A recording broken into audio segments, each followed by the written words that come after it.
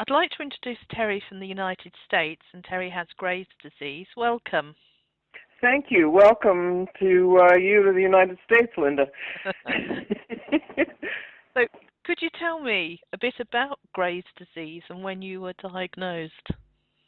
Sure. I was diagnosed in 1994, and typical of Graves' disease, I was diagnosed at a time of extreme stress when my father had just died. And Graves' disease is a hyperthyroid condition characterized by a lack of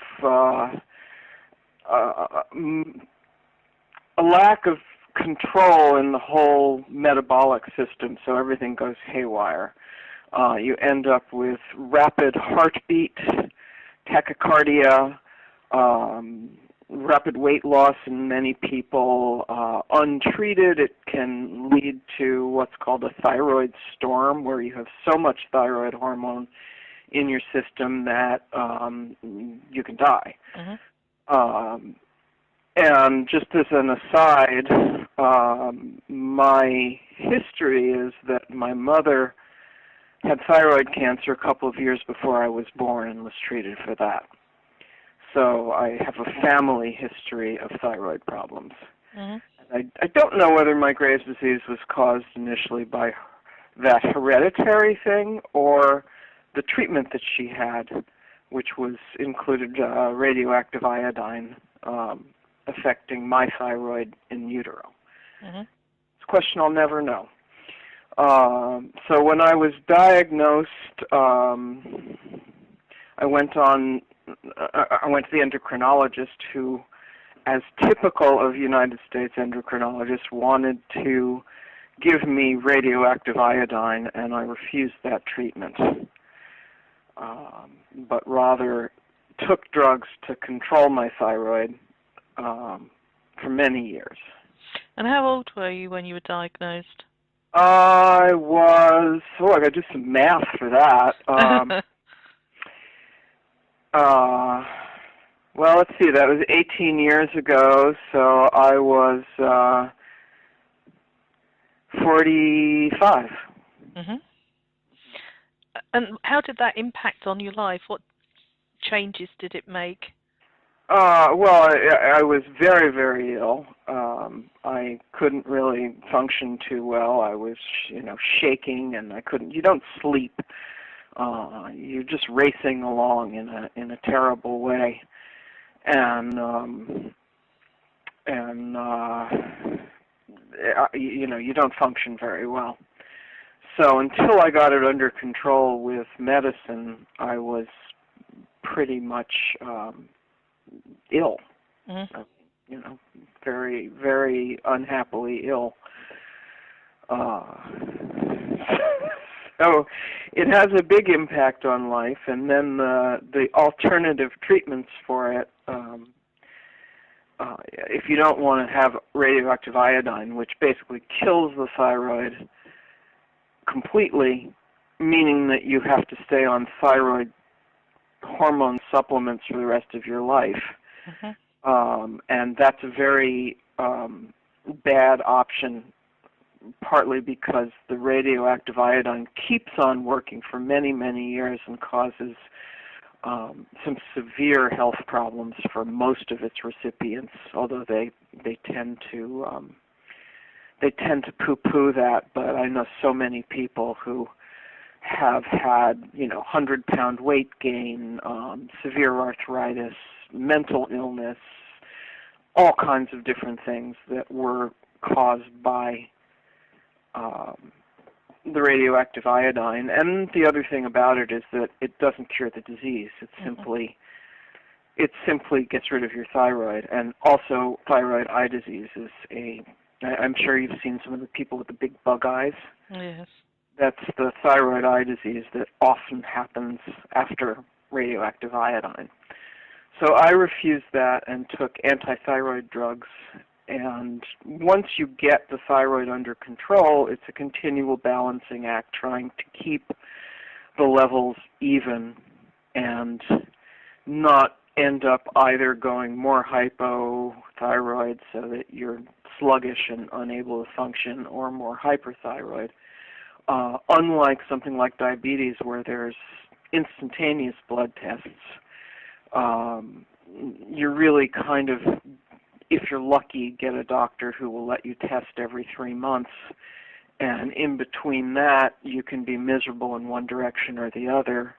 And because you're constantly fluctuating and the amount of drug you need is constantly changing, you never really have a great quality of life. So after, and then anytime you have a period of stress, you end up going hyper again, often. At least I did. So after many years of that, I read about a regimen where you took some antithyroid drug and some thyroid hormone and tried to keep a stasis so that you didn't have any fluctuation. And the theory is that it was a Japanese treatment called either modified block and replace or add back treatment. And the theory behind that was that if you stayed in that good zone without any fluctuation, eventually your thyroid would be rested and you might end up going into remission. But that had some other ill effects. Well, the whole treatment had some ill effects on my system, which were quite marked. One of them was a severe increase in cholesterol levels. I think at the height, before I started LDN, I was up to total cholesterol of 329, which is pretty extreme. The other thing is I found my blood sugar rising, and my endocrinologist predicted that I would end up with diabetes. So those and the kind of weight gain associated with metabolic syndrome, where you get a big gut, also was happening to me. I didn't have some of the symptoms of that. I didn't have high blood pressure, for instance. But I knew that all of these things were happening to me because of the cocktail of drugs I was on. And I never felt really normal on all of that. So that was what led me to look for alternatives. So how did you find LDN? Well, interestingly, my daughter, who was pregnant with her first child, met a woman in her mom's group who was also pregnant with her first child, who's a Graves' disease patient.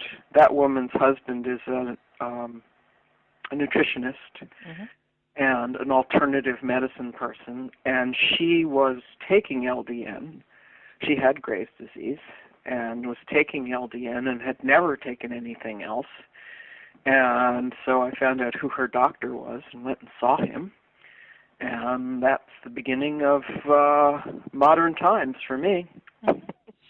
So how long have you been taking LDN now? I started in June of 2011, so really not that long. I had to stop for a few weeks in August because I had major surgery, and of course you can't take any opiates after surgery if you're on LDN, so I stopped a week before, and as an aside, again, that wasn't enough. The opiates just made me sick, even after having stopped for a week before the surgery, so I never could take those. So I was off it for a couple of weeks and have been back on it since.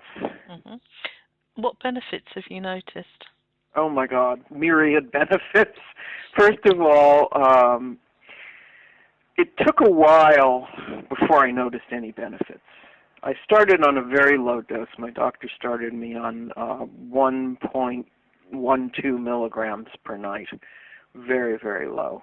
And that didn't seem to do much except that I did have nausea and some dreaming effects from it. But it wasn't really doing anything, so I asked him if I could raise the dose and went up to 2.25, which is where I've been ever since.